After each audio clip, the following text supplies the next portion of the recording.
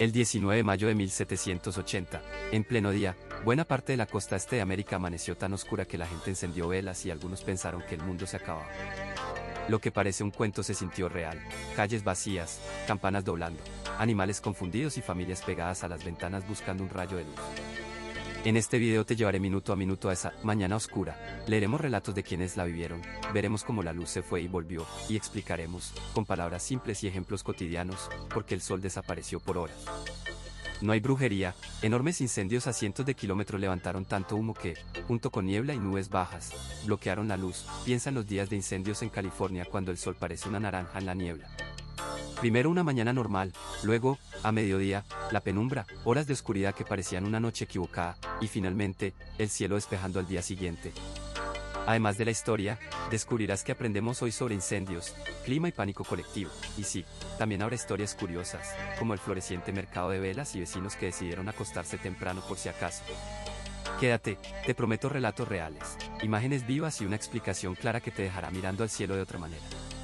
Contexto histórico: América en 1780. La vida cotidiana estaba marcada por la guerra, tropas acampadas en los alrededores de las ciudades, carros que transportaban víveres y noticias que llegaban con retraso. En las principales plazas portuarias, Boston, Nueva York y Filadelfia, la actividad comercial seguía, aunque a medias. Los muelles bullían de barcos, pero muchos viajes eran interrumpidos por corsarios y bloqueos. En el campo, los granjeros combinaban la siembra con la obligación de prestar servicio en milicias locales. Un día atendían la cosecha, al siguiente defendían el paso de una caravana. Las familias cuidaban a los heridos en improvisadas salas de caza, y la escasez de ciertos bienes hacía que productos cotidianos, como el azúcar o la tela fina, se vieran solo en ocasiones especiales. Los años previos habían dejado huella, disputas fiscales y leyes impuestas desde el otro lado del Atlántico encendieron el descontento, y la tensión escaló hasta enfrentamientos armados. Tras el inicio del conflicto abierto, la entrada de una potencia europea en apoyo de los revolucionarios cambió el equilibrio y trajo recursos nuevos, aunque también más complejidad diplomática. Para 1780 la guerra ya no era un episodio breve, era una realidad que alteraba la economía, las rutas comerciales y la moral de la población. Por ejemplo, la caída de una ciudad portuaria al sur afectó el comercio de algodón y tabaco, y dejó familias sin trabajo ni seguridad. La sociedad estaba profundamente fragmentada. Había patriotas y leales a la corona. También existían comunidades de personas esclavizadas que veían en la guerra promesas diferentes de libertad, aunque las realidades eran más complejas y muchas veces decepcionantes. Las naciones indígenas navegaban alianzas cambiantes, intentando aprovechar la situación o simplemente defender sus territorios. Mujeres y niños soportaban gran parte de la logística doméstica, confeccionaban ropa de tela local, tejían y administraban raciones. De hecho, el boicot a productos extranjeros había impulsado la producción casera. Un buen ejemplo es la costumbre de vestir telas hechas en casa para apoyar la causa y ahorrar dinero. El ritmo de vida se medía por días de mercado, por la llegada del correo y por la luz disponible al ocaso. La iluminación dependía de velas y aceite de ballena. Las linternas eran valiosas y, a menudo, compartidas. Los caminos eran malos, los viajes largos se hacían por barco cuando era posible, y en invierno muchas rutas quedaban cerradas. Las noticias se difundían en asambleas públicas, sermones y periódicos locales. Un panfleto podía cambiar opiniones en cuestión de semanas. En las ciudades, los talleres de construcción de barcos y las fábricas pequeñas mantenían empleos, mientras que la agricultura seguía sosteniendo a la mayoría de la población. En lo cultural, la conversación pública estaba viva. Las plazas, tabernas y salones eran lugares donde se discutía política y se planeaban acciones. La educación y la religión siguieron siendo pilares. Escuelas modestísimas enseñaban lo básico, y las iglesias organizaban colectas para los heridos. Y con todo eso, la cotidianidad tenía también su toque de humor resignado. Si una vela costaba demasiado, se compartía la sombra. El fenómeno observado: una mañana sin sol. Los testimonios contemporáneos describen como, el 19 de mayo de 1780, una mañana que debía ser clara se tornó extrañamente oscura en amplias zonas de Nueva Inglaterra y territorios adyacentes. Desde ciudades como Boston y Providence hasta puestos rurales y puertos, la luz se fue atenuando progresivamente. En muchos diarios se habla de una neblina densa que llegó a cubrir el cielo y de un sol que parecía escondido detrás de una cortina. Algunos observadores compararon la escena con el crepúsculo profundo de la noche, aunque eran horas de la mañana. Otros notaron que la claridad que quedó tenía un tinte amarillo o rojizo antes de desaparecer. Al mediodía la situación había empeorado. La oscuridad era tan intensa que la gente encendió velas y faroles dentro de casas y edificaciones públicas. Se organizaron servicios religiosos improvisados en algunas iglesias y no faltaron quienes temieron señales extraordinarias. En los diarios de clérigos como El Vestáis queda registro de la alarma popular y de cómo las campanas llamaron a la oración. Los marineros en los puertos reportaron pérdida de visibilidad para navegar, los mercados cerraron temprano y los campesinos interrumpieron sus tareas. Incluso las aves se posaron como si fuera la noche, y algunos animales domésticos mostraron inquietud. Un olor a humo acompañó a la falta de luz y en superficies expuestas se notó una fina capa de polvo ceniza. Según las crónicas, en lugares concretos la gente percibió que el aire picaba en la garganta o en los ojos. La secuencia fue clara y relativamente rápida. Primero una neblina inusual en la mañana, luego una luz amarillenta que fue haciéndose más débil, después la oscuridad casi completa durante varias horas y, finalmente, el restablecimiento gradual de la claridad por la tarde. Como ejemplo sencillo, varios escritos relatan que lo que empezó como una bruma pasajera se convirtió en una bocanada que apagó el día, y al atardecer el cielo volvió a su aspecto normal. Hoy la explicación aceptada interpreta esos hechos de forma comprensible. Grandes incendios forestales lejos de las ciudades produjeron mucho humo, que el viento llevó y que, mezclado con niebla y nubes, formó una especie de manta que bloqueó la luz solar. Piensa en cómo el humo de una barbacoa puede cubrir el sol durante unos minutos. Ahora imagina una versión a gran escala. Al no disponer entonces de mediciones científicas modernas, la gente recurrió a lo inmediato, velas, plegarias, cierres de actividad y a relatos personales que ahora nos ayudan a reconstruir, paso a paso, cómo fue aquella mañana en que el día decidió tomarse una siesta prolongada. Testimonios y crónicas contemporáneas. En la mañana del 19 de mayo de 1780, vecinos de Nueva Inglaterra y de partes del este de Canadá despertaron con una oscuridad tan profunda que muchos creyeron que algo extraordinario estaba ocurriendo. Testigos escribieron en diarios personales que la luz era como la de un atardecer cerrado, pero a primera hora del día, otros relataron que el cielo quedó cubierto por un velo gris y que al respirar se notaba olor a humo, como el de una chimenea potente. En ciudades como Boston, Portsmouth y Hartford los comercios cerraron antes de tiempo. En pueblos rurales, campesinos vieron a sus gallinas buscar el gallinero como si fuera la noche. Fue una mañana que cambió la rutina de mucha gente en cuestión de minutos. Los periódicos locales de la época recogieron cartas y relatos que pasaron de mano en mano, y los cronistas se esforzaron por describir escenas cotidianas alteradas, niños asustados, navíos que debieron encender luces de día, y conductores que tardaron en llegar a puerto porque apenas podían distinguir la costa. Algunas crónicas hablan de animales que se quedaron en silencio, por ejemplo, pajarillos que callaron y perros que se inquietaron. Uno puede entenderlo así, cuando la luz cambia de forma repentina, hasta los animales notan que algo va mal, igual que tú notas si de repente se apagan las luces en una cena. Las respuestas personales mezclaron lo práctico con lo emocional. Muchos acudieron a las iglesias, los sermones se multiplicaron y algunos pastores interpretaron la oscuridad como un llamado a la reflexión o incluso como un presagio divino. Al mismo tiempo, hay relatos muy concretos, mensajeros que tuvieron que encender velas al mediodía para leer un informe, y carpinteros que suspendieron su trabajo porque no podían ver bien las piezas. Un testimonio rural cuenta que la gente volvió a sus casas temprano y que por la noche seguía oliendo a quemado, lo que alimentó el temor y la curiosidad a partes iguales. Los diarios personales son especialmente valiosos porque mezclan observación detallada con impresiones humanas. Un agricultor escribió sobre la dificultad para reconocer a su vecino en la distancia. Una madre dejó constancia de cómo calmó a sus hijos con historias junto a la lámpara. Un comerciante anotó pérdidas menores por el cierre inesperado del mercado. Estas pequeñas notas permiten reconstruir no solo lo que ocurrió, sino cómo afectó la vida diaria, la interrupción del trabajo, la improvisación de iluminación y la preocupación por la seguridad en caminos y puertos. Desde la perspectiva de los cronistas, no faltaron explicaciones y especulaciones. Algunas voces apuntaron a incendios lejanos por el olor a humo, otras hablaron de nubes negras y otras directamente de castigos celestiales. Esa diversidad aparece en cartas oficiales, sermones y avisos impresos, y es útil recordarlo porque muestra cómo las comunidades intentaron procesar lo incomprensible con lo que tenían a mano, la fe, la observación y la experiencia cotidiana. Para entenderlo hoy, es como cuando en una ciudad moderna llega un apagón masivo, se oyen teorías variadas hasta que las autoridades explican la causa. Finalmente, los testimonios y crónicas de la época no solo relatan miedo o sorpresa, también son herramientas para reconstruir el evento. Historiadores y científicos contemporáneos consultan esas notas para comparar lo que la gente sintió y vio con datos meteorológicos y pistas ambientales. En suma, los relatos del día oscuro combinan detalles prácticos, gente encendiendo velas, animales cambiando su comportamiento, mercados cerrando, con expresiones humanas de incertidumbre y humor nervioso, porque cuando la naturaleza altera la rutina, siempre hay quien bromea para aliviar el susto. Evidencias científicas posteriores. Los testimonios de la época describen con detalle un día normal, gente encendiendo velas a mediodía, el cielo tan oscuro que parecía noche y un olor persistente a humo que se pegaba a la ropa.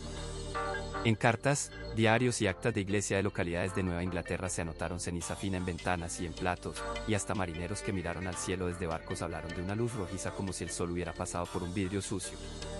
Eso fue lo primero que dejaron como pista, la experiencia directa de quienes vivieron el fenómeno. Luego vinieron las pruebas materiales que aún pueden consultarse. Algunos registros mencionan ceniza y hollín en calles y en techos, eran restos reales que la gente podía tocar y barrer. Los cuadernos de bitácora de barcos guardan observaciones del cielo anormal, y esas notas servían a los científicos modernos como fuentes fiables, porque no hay mucho misterio en una hoja que dice, a las 10 el aire olía quemado. Pequeñas marcas físicas, simples y contundentes, ayudaron a confirmar que no se trató solo de una sensación colectiva. Más tarde, los investigadores miraron a la naturaleza misma en busca de huellas. Los anillos de los árboles actúan como un archivo. Cuando un árbol sufre incendios cercanos deja cicatrices que pueden leerse como páginas. También se estudian los fondos de lagos. Allí se acumula carbón fino después de grandes incendios, y esa capa queda enterrada como una línea negra en el sedimento. Ambos métodos indican un aumento de actividad de incendios en las grandes masas forestales al norte, lo cual encaja con las descripciones de humo intenso. Es como cuando hoy vemos ciudades cubiertas de neblina por los incendios del oeste, el paisaje y los archivos naturales guardan la prueba. Por último, la ciencia atmosférica moderna puso las piezas en su lugar usando modelos por computadora que simulan vientos y transporte de partículas. Esos modelos muestran que una gran cantidad de humo, levantada por incendios masivos, puede viajar cientos de kilómetros y oscurecer regiones lejanas. Además, la explicación óptica es sencilla, las partículas en suspensión dispersan la luz azul y dejan pasar menos luz directa, de modo que el sol aparece débil y rojo. No fue una conspiración celestial, fue física del aire y de las partículas. En conjunto, relatos humanos, restos físicos y reconstrucciones científicas convergen en una explicación coherente. Humo de incendios a gran escala, transportado por el viento, provocó aquella mañana oscura. Y sí, hoy en día seguimos viendo ejemplos parecidos cuando los incendios hacen que el día parezca atardecer. La historia repite su lección con una ironía casi cómica.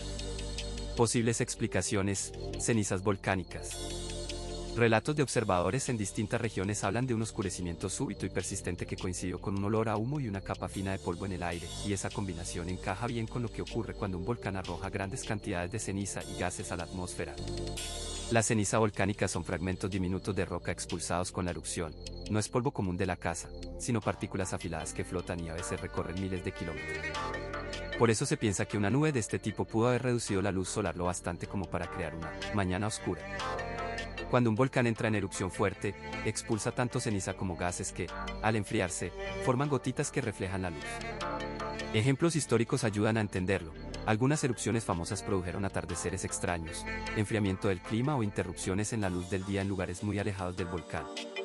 En casos posteriores, como la erupción del Monte Tambora y la expulsión de material de Krakatoa, la atmósfera mostró efectos visibles y duraderos. También la erupción de un volcán islandés provocó nieblas y malos cultivos en zonas lejanas. Todo eso muestra que la atmósfera puede actuar como una manta sucia que tapa el sol. Bastante molesta, pero no la manta de invierno favorita. El proceso suele seguir un orden claro. Primero viene la explosión y la emisión de ceniza y gases. Después, el material sube y se esparce guiado por los vientos. Luego la capa resultante reduce la luz solar llegando a la superficie y finalmente las partículas caen o se transforman con el tiempo. Las partículas más grandes se depositan rápido. Las más finas y las gotas formadas por gases pueden quedarse flotando más tiempo. Esto explica por qué los efectos pueden ser inmediatos y también mantenerse durante semanas o incluso meses en algunos casos. No se trata de magia, sino de dinámica atmosférica. Las consecuencias prácticas son fáciles de reconocer. La ceniza puede irritar ojos y pulmones, tapar filtros de agua, dañar cultivos y hacer resbaladizo el suelo de las calles. Además, las partículas finas así pueden dañar motores de aeronaves si pasan por ellas. En situaciones históricas la gente cubrió alimentos, tapó pozos y redujo las salidas al exterior hasta que el aire mejoró. Un consejo útil que sigue siendo válido hoy es proteger vías respiratorias con una máscara o paño húmedo y cubrir bien agua y alimentos. Y no, la ceniza no es buena para la barbacoa, por más que alguno lo sugiera en tono de broma. Por último, aunque la hipótesis de la ceniza volcánica encaja bien con las descripciones de oscuridad y polvo, no siempre se consigue señalar con certeza cuál volcán fue la fuente en casos antiguos. La investigación sigue comparando relatos, depósitos de ceniza y modelos atmosféricos para ver si ese tabique gris provino de una erupción lejana. Mientras tanto, la explicación de la ceniza permanece entre las más plausibles y, además, es fácil de entender. Un volcán lanza polvo al aire y el sol se esconde tras él, aunque solo sea por un rato. Posibles explicaciones: nubes de tormenta y niebla. Los testigos describieron oscurecimiento repentino que fue más que una simple tarde nublada. El sol quedó como una luna pálida y la luz se debilitó hasta parecer casi nocturna. Muchos creyeron entonces que una gran masa de nubes de tormenta había cerrado el cielo, otros notaron una niebla densa que parecía pegada al suelo, y algunos decían que el aire olía a humo. En términos sencillos, cuando muchas gotas de agua en el aire se agrupan y hay además partículas en suspensión, la luz del sol se dispersa y llega menos energía al suelo. Pequeñas gotas y polvo funcionan como una cortina, el resultado es un día oscuro, aunque el sol siga en su sitio. La combinación de niebla y nubes de tormenta puede explicarlo sin necesidad de teorías raras. Primero puede formarse niebla cerca del suelo cuando el aire húmedo se enfría por la noche o por lluvias ligeras. Luego, si soplan vientos con humo o polvo, esas partículas se mezclan con la niebla y la hacen más opaca. Un ejemplo moderno es el efecto que causan grandes incendios forestales. En California y Australia en años recientes la marea ha teñido los cielos de naranja y rojo, y en ciertos momentos el sol quedó tan velado que parecía una bombilla apagada.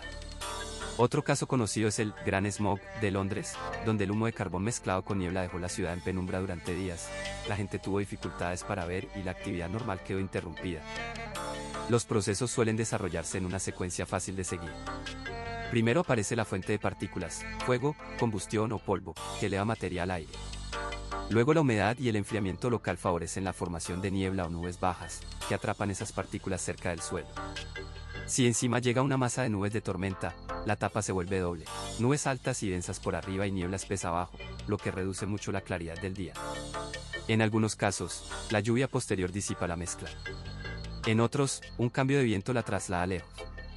Corto y sencillo, la naturaleza arma una cortina en dos capas. ¿Es esto suficiente para explicar por completo lo ocurrido? Muchos meteorólogos consideran que la combinación de nubes de tormenta, niebla y humo o polvo es la explicación más razonable, porque reproduce efectos observables en eventos actuales y pasados. Sin embargo, como en cualquier rompecabezas atmosférico, faltan piezas exactas: dónde se originó el humo, cuánto tiempo estuvo en suspensión y cómo interactuaron exactamente las corrientes de aire. Para el ciudadano común la lección práctica es clara: cuando hay incendios o condiciones muy húmedas, la visibilidad puede caer mucho, y no es que el sol se haya tomado el día libre, sino que la atmósfera puso su propia cortina, y a veces con humor, dejó sentir que hasta las gallinas se confundieron con la siesta. Posibles explicaciones: humo de incendios forestales. El humo de incendios forestales puede reducir la luz del sol hasta el punto de convertir el día en penumbra cuando las partículas de hollín y ceniza quedan suspendidas en el aire. Estas partículas actúan como una niebla densa que dispersa y absorbe la radiación solar. En palabras sencillas, la luz tiene que abrirse paso entre millones de motitas negras y pierde fuerza en el intento. Cuando los incendios son muy grandes, las columnas de humo se elevan y forman capas que viajan con el viento a grandes distancias. Así, un fuego en un lugar remoto puede causar cielo oscuro en ciudades que están lejos. Es exactamente lo que ocurre cuando, tras apagar la parrilla, tu ropa huele a humo aunque el fuego quedó lejos. La atmósfera hace lo mismo pero a escala mayor. Primero se enciende el fuego y se genera humo. Luego ese humo sube en columnas y se expande en el aire. Después lo transportan corrientes de viento hasta cubrir regiones enteras. Finalmente la luz llega debilitada, incluso el rojo del sol puede volverse anaranjado o invisible, dependiendo de la densidad del humo. En casos documentados de incendios recientes, personas tuvieron que encender lámparas en plena tarde y describieron olor a quemado en interiores. Las aves y los animales mostraron comportamientos extraños, con cantos interrumpidos y desplazamientos. También se registra la caída de finas partículas de ceniza que quedan pegadas en ventanas y ropa, como si el cielo hubiera decidido dejar caer polvo. Existen ejemplos modernos que ayudan a entender cómo funciona esto sin necesidad de tecnicismos. Durante grandes temporadas de incendios en zonas boscosas, ciudades muy alejadas han sufrido cielos naranjas y mala visibilidad. Cientos de fotografías y reportes muestran autos cubiertos de ceniza o gente con mascarillas por la mala calidad del aire. La lluvia, cuando llega, suele limpiar la atmósfera y hacer desaparecer la capa de humo. De no haber lluvia, las partículas se mantienen y la penumbra puede prolongarse. Un ejemplo cotidiano: al encender un incienso en una habitación pequeña la luz se vuelve más difusa y cálida. El efecto es análogo, pero a una escala enorme cuando hablamos de incendios forestales. Hay factores que determinan si el humo causará una oscuridad notable o solo un apunte de bruma. El tipo de vegetación que arde, la cantidad de material disponible, la intensidad del fuego y la dirección del viento son claves. También importa la altura a la que sube el humo. Si queda bajo, la visibilidad se reduce mucho más. Y sí, puede sonar dramático, Pero no es magia. Es física sencilla aplicada al aire y a la luz. Al final, la naturaleza nos recuerda que un incendio no solo quema árboles, puede robarnos el sol por un rato, y dejar a más de uno convencido de que el día se tomó permiso sin avisar. Posibles explicaciones: actividad solar y auroras. Los episodios de actividad intensa del Sol pueden provocar auroras que se ven mucho más lejos de lo habitual, incluso en lugares donde normalmente nunca se aprecian esas luces. Un estallido en el Sol lanza radiación y nubes de partículas energéticas hacia el espacio. La luz llega casi al instante, pero las partículas tardan desde horas hasta varios días en alcanzarnos. En el camino, esas partículas chocan con el campo magnético de la Tierra y acaban encontrando los gases de la atmósfera. Al chocar, producen luminosidad, eso es la aurora. En términos sencillos, el Sol manda una ráfaga, la Tierra tiene un escudo magnético que la desvía y cuando algo pasa por ese choque se encienden las luces del cielo. La mecánica, explicada de forma casera, funciona como cuando saltan chispas por la electricidad estática, no se ve el flujo, pero sí el brillo cuando hay contacto. Auroras muy fuertes han sido descritas como tan brillantes que la gente pudo leer al aire libre de noche, y en ocasiones causaron curiosidad y miedo entre poblaciones que no estaban acostumbradas. Un ejemplo famoso muestra que sistemas de comunicación antiguos sufrieron chispazos y fallos durante tormentas solares, lo que demuestra que esas perturbaciones no son meramente bonitas luces, también afectan tecnología. Hoy en día se sabe que las tormentas solares pueden alterar satélites, redes eléctricas y radios, pero no apagan la luz del Sol. Si pensamos en la secuencia temporal para relacionarla con una mañana oscura, primero el Sol tiene una erupción, luego la luz de esa erupción llega a la Tierra en minutos y las partículas llegan después, provocando auroras en un lapso de horas o días. La aparición de luces nocturnas sería una consecuencia esperable, no una pérdida de brillo diurno.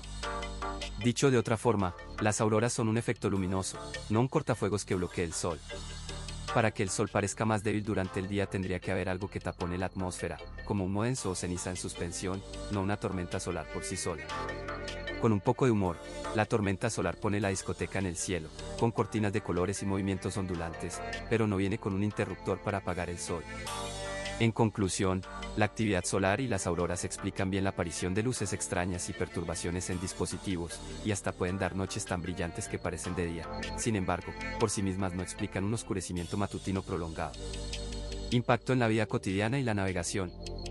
En la costa de Nueva Inglaterra y en varias localidades del noreste de América del Norte, el día se transformó en una noche inesperada el 19 de mayo de 1780.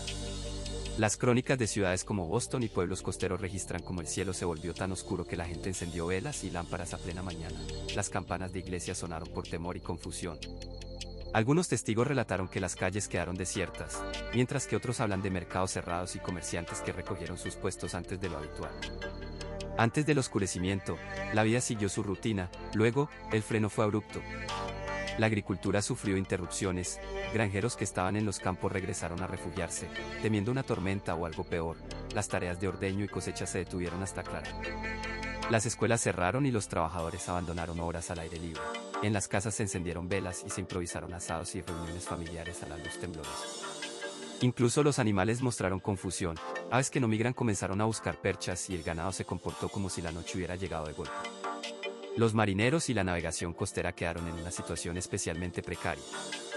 Durante esa época, las naves dependían de la observación del Sol y las estrellas para fijar su posición. Sin luz, los cálculos con el sextante no eran posibles y la navegación por estima, contar millas y rumbo, se volvía mucho más peligrosa.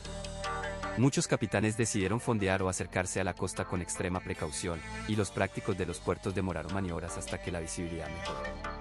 En puertos abiertos como el de Boston, se veían barcas reduciendo velocidad y botes que evitaban entrar y salir del puerto por miedo a encallar. La falta de luz también afectó faros y señales costeras. Aunque las torres seguían encendidas, la masa de humo y niebla que acompañó el fenómeno redujo el alcance de las luces, haciendo que barcos que normalmente navegaban con seguridad tuvieran que confiar en brújulas y en la experiencia local. Como resultado, el tráfico marítimo se ralentó, cargamentos perecederos se demoraron y la pesca costera sufrió al no poder salir a faenar con normalidad. Algunos relatos de la época mencionan que los patrones prefirieron esperar hasta que el día recuperara su claridad total antes de reanudar sus rutas habituales. Tras el episodio, el comercio y la vida cotidiana tardaron en normalizarse unas horas o días, dependiendo del lugar. Los mercados reabrieron, pero la pérdida de una jornada de trabajo y las demoras en barcos provocaron cuellos de botella en el abastecimiento de productos frescos. La gente contaba la experiencia con una mezcla de miedo y humor. Se encendieron más velas que en varias festividades juntas, decían algunos, mientras que otros no podían dejar de contar cómo las calles parecían escenas sacadas de una obra de teatro. Con el paso del tiempo, la explicación más aceptada fue la combinación de humo procedente de incendios forestales, niebla espesa y nubes bajas, todo ello formando una cortina que oscureció el día. En términos sencillos, fue como si la atmósfera hubiera puesto una mantita muy gruesa en medio de la mañana, complicando la vida diaria y dejando a los navegantes prácticamente a ciegas. Consecuencias económicas y políticas. En la mañana oscura de 1780 los periódicos locales de Nueva Inglaterra y de zonas de Canadá publicaron relatos asustados y detallados, tiendas cerradas, barcos que redujeron la vela y calles llenas de gente que no sabía qué hacer. En Boston, Albany y otras poblaciones cercanas muchas cortes pospusieron sus sesiones y los mercados se vaciaron antes de lo habitual. Fue un paro brusco de la actividad cotidiana, la producción y el comercio se congelaron por horas sin que hubiera una orden gubernamental que lo explicara. A corto plazo el impacto económico fue inmediato pero desigual. Comerciantes de alimentos perecederos perdieron ventas, los carniceros y vendedores de verduras vieron como la clientela se evaporaba cuando la luz cayó y la gente corrió a las iglesias. Los mercados de granos y los envíos locales sufrieron retrasos porque la visibilidad reducida obligó a posponer la salida de carruajes y embarcaciones. Para los trabajadores manuales fue como perder una jornada, un día sin salario para quienes cobraban al día. Por ejemplo, un mercader que esperaba entregar pescado a comerciantes de la ciudad tuvo que devolver la carga y vendérsela al día siguiente a menor precio, y así se multiplicaron pequeñas pérdidas que se sintieron en la economía doméstica. En el plano político las repercusiones fueron más sutiles pero persistentes. En un momento en que la legitimidad de gobiernos y líderes se debatía, la oscura mañana sirvió de material para sermones que pedían arrepentimiento y orden social. Los ministros, que ya eran figuras con peso público, llenaron iglesias y aprovecharon la ocasión para exhortar a la población. Eso reforzó la influencia moral de la iglesia sobre cuestiones civiles cotidianas. Además, la sorpresa colectiva fue utilizada por facciones políticas para interpretar el suceso a su favor. Unos lo vieron como castigo por la corrupción y otros como advertencia para mantener la disciplina social en tiempos difíciles. Es decir, más que cambiar fronteras, el episodio recalibró discursos y prioridades. A mediano plazo se abrieron debates sobre autoridad y conocimiento. Ante la falta de explicación un sector apeló a causas divinas y otro buscó respuestas en la observación y la ciencia emergente. Los periódicos publicaron testimonios y las autoridades locales recibieron peticiones para mejorar la vigilancia de fenómenos extraños. Eso originó un interés práctico por llevar bitácoras y registros meteorológicos en la costa y en las comunidades, útiles para la navegación y el comercio. También fortaleció la cooperación local, ayuntamientos y gremios discutieron planes para responder a interrupciones imprevistas, desde proteger mercancías hasta coordinar trabajo comunitario. En resumen, la tarde sin sol dejó pérdidas reales en el bolsillo y cambios sutiles en la forma de hacer política y comunidad. Un día memorable para los cronistas, un mal día para los carniceros, y no sirvió para ahorrar en luz. Reacciones religiosas y supersticiosas. En la mañana del 19 de mayo de 1780, cuando la luz diurna no llegó como se esperaba, muchas personas en Nueva Inglaterra y partes de Nueva York y Canadá interpretaron el fenómeno como una señal de Dios. El trabajo se detuvo, los campos quedaron sin manos y las fábricas cerraron temporalmente mientras la gente encendía velas y lámparas. Algunos salieron a la calle buscando compañía y consuelo. Otros corrieron a la iglesia, porque en una comunidad agraria y religiosa de aquel tiempo la explicación más inmediata era espiritual. Los ministros reaccionaron con sermones improvisados y reuniones de oración. En las iglesias congregacionales y anglicanas los predicadores llamaron a la confesión pública y a la penitencia. Se relató que muchos feligreses se arrodillaron en las naves, en las puertas y aún en las calles. Las campanas de los templos sonaron para convocar a la población, y en algunos lugares se toleraron servicios extraordinarios durante todo el día. La explicación teológica fue simple y directa.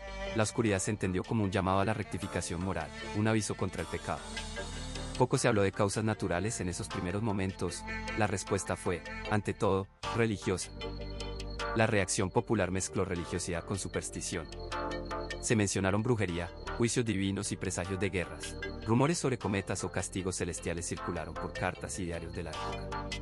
Los testimonios personales recogen escenas cotidianas, familias rezando alrededor de la mesa, vecinos tocando puertas para reunirse en oración, gente encendiendo más velas que para un pastel de cumpleaños. Aún los escépticos, obligados a improvisar, prendieron antorchas y lucían más prudencia en la calle. Las historias que se transmitieron luego se adornaron con miedos antiguos, como si la oscuridad hubiera despertado cuentos contados junto al hogar. No todas las comunidades respondieron igual. Grupos religiosos con tradición pacífica y menos alarmista, como ciertos cuáqueros, mantuvieron la calma y buscaron explicaciones menos apocalípticas, mientras que clérigos más enérgicos aprovecharon el suceso para criticar costumbres y exigir reformas morales. Las poblaciones indígenas cercanas interpretaron el evento según sus propias tradiciones, y no hubo una sola lectura uniforme. En el registro a largo plazo, la mañana oscura alimentó sermones, reflexiones y una sensación generalizada de fragilidad humana. Además, dio pie a chistes locales posteriores sobre quién olvidó pagar la factura al sol. La investigación científica moderna. Científicos modernos han abordado la mañana oscura estudiando tanto las palabras escritas por testigos como las pistas que la naturaleza dejó enterradas. Primero revisaron diarios, periódicos y actas municipales para reconstruir cómo y cuándo cayó la oscuridad. Esas fuentes describen calles iluminadas por velas en pleno día y aves desorientadas. Luego buscaron evidencias físicas, capas de carbón en sedimentos de lagos y marcas de fuego en anillos de árboles que apuntan a incendios intensos en regiones boscosas. Es la misma idea que cuando hoy miramos la ceniza acumulada tras un fuego cercano. No es misterio, es rastro. Después los investigadores usaron modelos atmosféricos, que son programas informáticos que simulan cómo se mueve el humo y las nubes en la atmósfera. Con esos modelos pudieron probar si grandes incendios podrían haber lanzado tanto humo como para oscurecer ciudades a cientos de kilómetros. Para entender mejor, compararon los resultados con lo que vemos ahora cuando incendios recientes cubren ciudades de humo. El sol se vuelve naranja, la visibilidad cae y la gente enciende luces en plena tarde. Esa comparación con ejemplos actuales sirve como experimento natural. Hoy tenemos satélites y sensores, así que aprendemos cómo se comporta el humo y aplicamos ese conocimiento al pasado. Los análisis de anillos de árboles ofrecieron otra pista concreta. Al estudiar las capas de crecimiento, los científicos identifican cicatrices que dejan las llamas y años de estrés por humo o sequía. Es como leer un diario de salud del bosque. También se examinan sedimentos en turberas y fondos de lagos, donde las partículas de carbón se acumulan y conservan señales de incendios antiguos. Estos métodos combinados crearon una cronología: primero aumento de incendios en zonas forestales, luego transporte del humo por corrientes de aire hasta áreas pobladas, y finalmente la oscuridad descrita por los testigos. El proceso recuerda a armar un rompecabezas con piezas de distintas cajas, hasta que todo encaja. Además, la química del aire ofreció explicaciones sobre por qué el cielo se puso tan denso. El humo contiene pequeñas partículas que dispersan la luz. En cantidades suficientes, reducen la claridad del sol. Los científicos explican esto con ejemplos simples, basta con recordar cómo los filtros de una lámpara cambian su brillo. El humo actúa como un filtro gigantesco y natural. Para asegurarse, los expertos contrastaron testimonios de viento, lluvia y temperatura, porque el clima puede agravar o mitigar la presencia de humo. En algunos días actuales vemos exactamente esa dinámica: lluvia ligera puede limpiar el aire, y viento fuerte puede empujar el humo lejos. Por último, la investigación moderna no se quedó en una sola explicación, integró evidencias históricas, pruebas físicas y simulaciones para llegar a una conclusión plausible y coherente. No es una historia de ciencia ficción, sino de detective científico. Se juntaron indicios, se probaron hipótesis y se prefirió la explicación más consistente con todos los datos. Y aunque la oscuridad fue un evento serio para la gente de entonces, los científicos de hoy pueden sonreír al pensar que, en lugar de velas, ellos prenden computadoras para iluminar la verdad. Métodos forenses climáticos.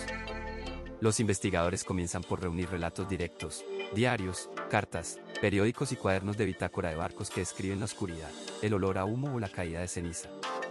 Estas fuentes humanas son valiosas porque detallan cuándo empezó la noche, qué lugares quedaron a oscuras y cómo reaccionó la gente. Son las huellas impresas de un clima extraño.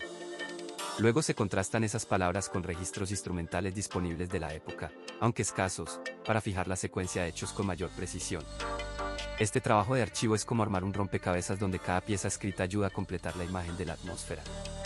Al mismo tiempo se recurre a lo que la naturaleza guarda en capas: anillos de los árboles, núcleos de hielo, sedimentos lacustres y capas de turba.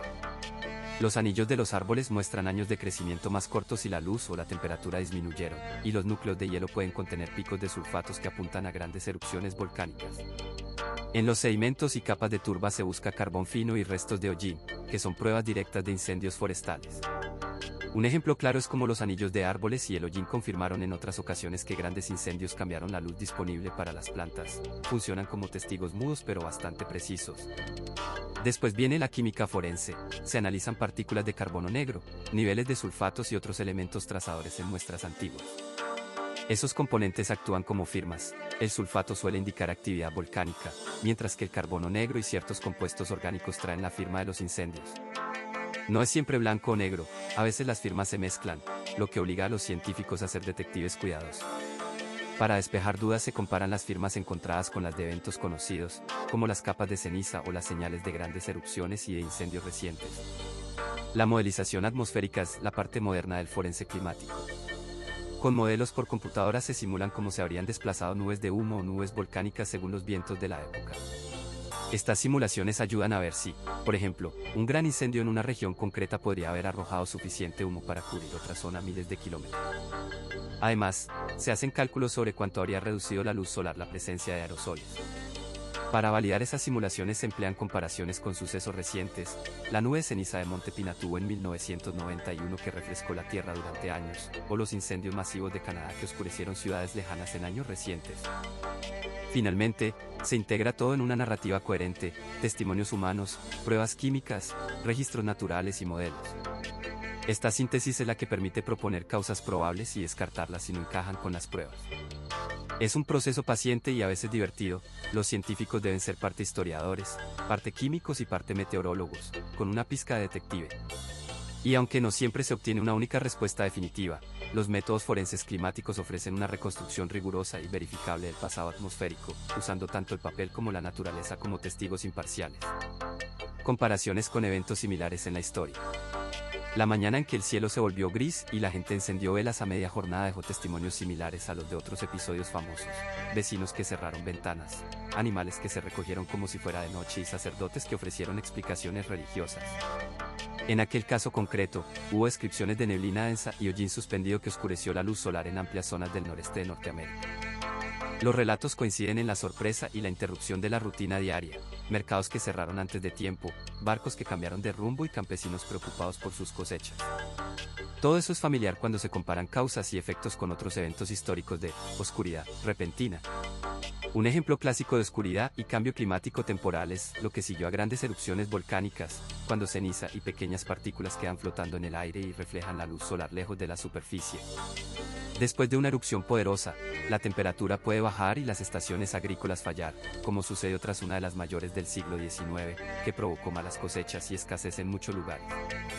En contraste, la mañana oscura que vimos en América fue más localizada y probablemente causada por humo, vapores y nubes bajas que actuaron como un techo temporal. No fue el mismo mecanismo global, pero sí un resultado semejante, menos sol y mucha confusión. Las grandes quemas y tormentas de polvo ofrecen otro paralelo instructivo y visual. En las llanuras norteamericanas hubo jornadas, recordadas como días negros, en que nubes de polvo redujeron la visibilidad a metros, obligando a la gente a detenerse en la carretera y a cubrirse la cara por el polvo. Y en las ciudades industriales europeas, la famosa niebla contaminante formó un manto oscuro que mató a miles y paralizó el transporte. Esa situación mostró que la ausencia de sol no solo asusta, también mata cuando se mezcla con toxinas. En cada caso, la gente sufrió interrupciones concretas, escuelas cerradas, barcos sin visibilidad y mercados alterados. La diferencia esencial está en el agente que bloquea la luz, polvo, humo, ceniza o mezcla de contaminantes. En tiempos recientes la lección se repite pero con herramientas modernas. Incendios forestales lejanos han teñido el cielo de naranja en ciudades muy alejadas del fuego, y el público ahora comprueba índices de calidad del aire en el móvil en vez de consultar al clérigo del pueblo. La comunicación y la ciencia cambian la reacción. Antes, la respuesta fue miedo y resignación. Hoy, además de velas, hay alertas por contaminación, mascarillas y recomendaciones médicas. Aunque la causa exacta difiera, volcán, fuego, polvo o humo urbano, la experiencia humana es notablemente parecida: sorpresa, adaptación y finalmente explicaciones que integran observaciones y causas. Y, por si sirve de consuelo, menos gente ahora confunde esa oscuridad con el fin del mundo. Mitos y leyendas que surgieron. Los testimonios contemporáneos relatan reacciones inmediatas de sorpresa y pánico en pueblos y ciudades. En la mañana de 1780 muchos colonos encontraron el día tan oscuro como si fuera noche. Se cerraron tiendas, se detuvieron las actividades y la gente corrió hacia las iglesias. Diarios y periódicos de la época describen rezos, campanas tocando sin cesar y familias que dejaron la comida sobre la mesa sin tocar. Fue un choque cotidiano: panaderos que no hornearon, barberos que no trabajaron, y barcos que fondearon esperando saber qué pasaba. Pronto arribaron explicaciones de corte religioso que se volvieron leyenda. Muchos pastores predicaron que aquello era un castigo divino o una señal del juicio final. Sermones largos y dramáticos alimentaron el miedo. Las historias sobre noches eternas y arrepentimientos urgentes se convirtieron en relatos que las generaciones siguientes contaron en las plazas. Una anécdota repetida en varias cartas menciona cómo vecinos que llevaban hábitos religiosos intensificaron sus oraciones, y algunos fieles creyeron que encender velas y confesar pecados podía salvarlos. La idea del Día del Fin pegó fuerte, como chisme que corre rápido por la calle principal. Algunos mitos fueron más imaginativos y menos piadosos. Se empezó a culpar a brujas, cometas y volcanes lejanos. En zonas rurales, la explicación fantástica era más cómoda que la científica. Así surgieron cuentos sobre hechiceros que tejían nubes de oscuridad o espíritus que jugaban con el sol. Estos relatos dieron lugar a rituales populares, como hacer mucho ruido para asustar a los malos espíritus o colgar amuletos en las puertas, que, aunque no arreglaron el clima, sí calmaron a la gente. En el folclore local también circulaban refranes y chascarrillos sobre quién se quedó en casa por miedo al apocalipsis, y eso aún provoca alguna sonrisa hoy. Las comunidades indígenas también ofrecieron interpretaciones diversas, muchas de las cuales se transmitieron oralmente y se mezclaron con relatos coloniales. Algunos grupos realizaron ceremonias para apaciguar fuerzas que consideraron ofendidas, mientras que otros incorporaron el evento en historias sobre cambios en la naturaleza. Con el tiempo, esas narraciones se fundieron con la memoria popular. Lo que empezó como noticia pasó a ser fábula contada junto al fuego. Es importante recordar que las versiones orales pueden variar mucho, cada comunidad guardó el suceso con matices propios. A pesar de que investigaciones posteriores apuntaron a explicaciones más naturales, las leyendas perduraron. La hipótesis de humo de grandes incendios lejanos y capas densas de nubes fue más aceptada por científicos después, pero no borró las historias que ya se habían fijado en la cultura. Hoy todavía aparecen relatos en libros y visitas guiadas históricas que mezclan hechos documentados con una pizca de misterio. Y así, entre la ciencia y el relato, quedó una mezcla que alimenta tanto debates serios como bromas. Algunos vecinos dicen que esa mañana fue la excusa perfecta para no ir a trabajar, otros mantienen que fue una lección para no fiarse nunca del tiempo. Lecciones para el presente y la comunicación de desastres. La ausencia de información clara aumentó la confusión entre la gente que vio la mañana oscura, y eso nos deja una lección directa: la comunicación importa tanto como los recursos físicos. Cuando el cielo se cubre y la gente no sabe por qué, lo primero que buscan es una explicación breve y fiable. El bloqueo de la luz por humo o por partículas en el aire es fácil de entender si se explica con palabras simples. Pequeñas partículas suspendidas en el aire actúan como una cortina que impide que la luz llegue con normalidad. Un ejemplo reciente y cercano es el de incendios forestales que volvieron los días grises en algunas ciudades. La gente pudo reaccionar mejor cuando las autoridades dijeron claramente que el problema venía del humo y qué medidas tomar. Antes de que ocurra un desastre, la preparación en comunicación reduce el pánico. Las autoridades deben tener mensajes predefinidos, canales alternativos listos y responsables locales que la comunidad conozca. Japón utiliza sirenas y simulacros regulares para que la población responda automáticamente. Por otro lado, comunidades que usan grupos locales en aplicaciones de mensajería demuestran que la tecnología cotidiana sirve mucho si se organiza con antelación. No es lo mismo improvisar durante la emergencia que practicar con tiempo, la segunda opción funciona mejor. Durante la crisis, la recomendación es simple: información breve, repetida y práctica. Frases como "quédense en casa y cierren ventanas" valen más que explicaciones largas sobre partículas y meteorología. Mensajes en varios formatos ayudan: un tweet, una nota de voz en una app, y la radio local alcanzan a distintos públicos. Evitar términos técnicos innecesarios es clave. Además, hay que combatir los rumores con rapidez. Una declaración oficial clara seguida de actualizaciones frecuentes reduce la circulación de información falsa. Un toque de humor moderado puede bajar la tensión, pero sin frivolizar. Un meme correcto y usado con cautela a veces calma más que una nota fría. Después del episodio conviene evaluar y aprender. Registrar qué canales funcionaron, quién mantuvo la credibilidad y qué desinformación circuló sirve para mejorar la próxima vez. Priorizar la restauración de servicios que permiten comunicar: radio comunitaria, energía para torres de telefonía, centros de información, es tan práctico como reparar calles. También hay que incluir a los más vulnerables, personas mayores, quienes no hablan el idioma mayoritario, o quienes no tienen internet. Ejemplos de mejora incluyen programas que entrenan a líderes vecinales para ser portavoces y sistemas de alertas que pueden enviarse por teléfono y por radio.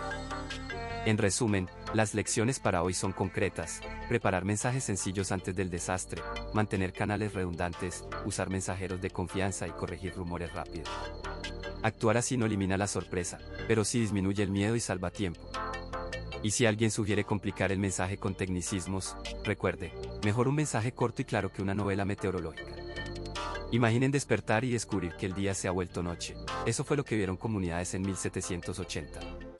Cronológicamente, la tarde anterior hubo un cielo raro y opaco.